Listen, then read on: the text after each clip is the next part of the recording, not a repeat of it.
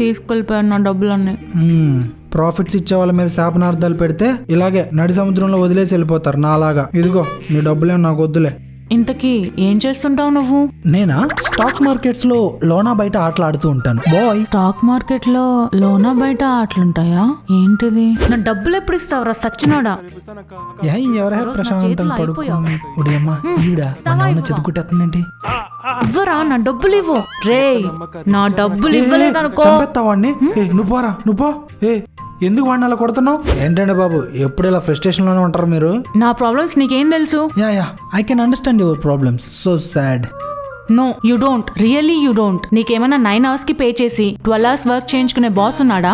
24 ఏళ్లకే నాకు పెళ్లి చేసి పాడ కట్టించాలన్న ఆలోచనతో రోజుకో పూజ చేసి నా శాలరీ అంతా నాశనం చేసి అమ్ముందా? పర్స్ లో పైసలు కొట్టేసే తమ్ముడున్నాడా? అన్నిటికీ మించి 1000కి 100 ఇంట్రెస్ట్ ఇస్తానని చెప్పి అప్పు తీసుకుని ఎగ్గొట్టిన ఎదవెవడన్నా ఉన్నాడా? అసలు మన దగ్గర డబ్బులు ఉండాలి. అయినా వాడిని వదిలేసావేంటి నువ్వు? నా డబ్బులు ఎవరిస్తారు?